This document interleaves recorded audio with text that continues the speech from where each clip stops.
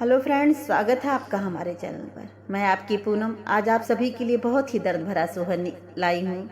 गीत के बोल बहुत ही दर्द भरे हैं और गीत की आखिरी लाइन तो बहुत ही सुंदर, बहुत ही प्यारी है। इसलिए आप सभी गीत को पूरा सुनेंगे तभी आपको गीत का आनंद आएगा। आइए सुनाती हूँ। जब एक बहू को बच्चा होता है तो ससुराल में सास ननद उसके साथ कैसा व्यवहार करती हैं और फिर आखिरी में क्या होता है। जौने दीने लाले के जन्म भाइयों बड़ा दुख पाए ने, बड़ा दुख पाए ने वो। जौने दीने लाले के जन्म भाइयों बड़ा दुख पाए ने, बड़ा दुख पाए ने हो। रामा सासू मोरी मुहाओ ना बोले नदी गरिया वे नदी गरिया माई हो। रामा सासू मोरी मुहाओ ना बोले नदी गरिया वेली हो। हाथे महीने वाके बीतते और 8वें के लगते और 8वें के लागते हो। राजा नैहर से बहिनी ले आई ललने मोरे होई है, ललन मोरे होई है हो।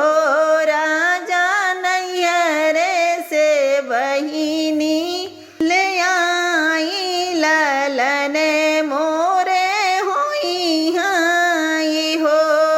जेही दिन लाले के जन्म भाइयों ननदी नचते आई, ननदी नचते आई हो। यही दिन लाले के जन्म भाइयों ननदी नचते आई हो। हे भाभी दैना दे तू आपन हरवा कजरवा लगाई बे, कजरवा लगाई बाई हो।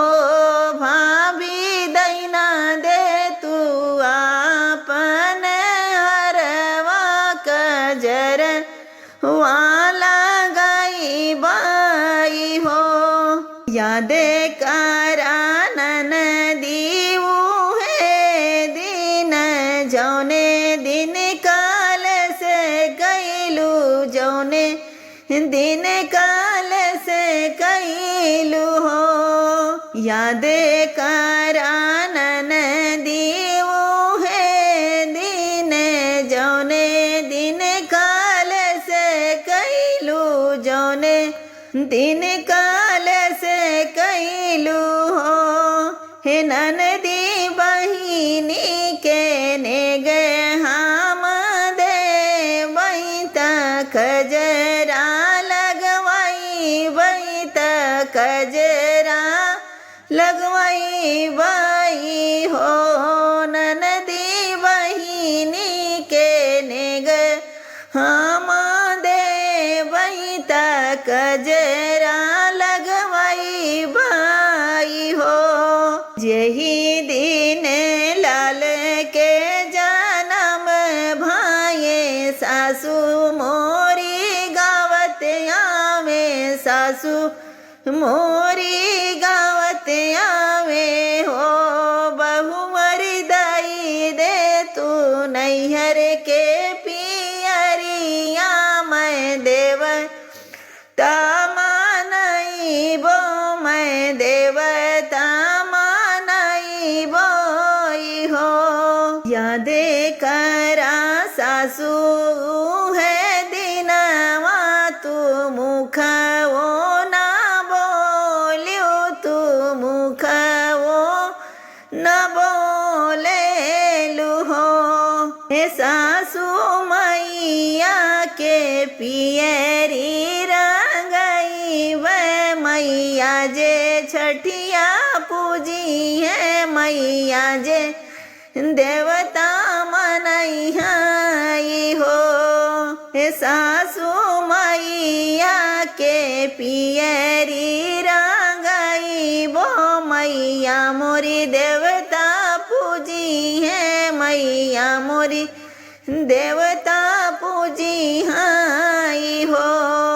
रोवते चलली नदिया ता पीछवा से सासुरानी पीछवा से सासुरानी हो।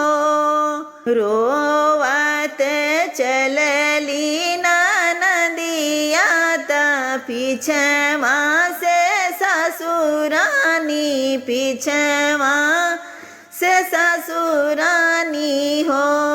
धनाए कही जे हमारी बहिनिया बिरह काहे बोल्यो बिरह काहे बोली हो। धनाए कही जो हमारी बहिनिया बिरही काहे बोल्यो बिरही काहे बोले लुहो। चुप रहा हे राजा चुप रहा हम तरी सियाई जइबे हम तरी सियाई जइबे हो। चुप रहा हे राजा चुप रहा हम तरी सियाई जइबे हम तरी सियाई जाबे हो। हे राजा चली जाबे अपने नैहरवा बरहिया वही करब बरहिया वही करबाई हो।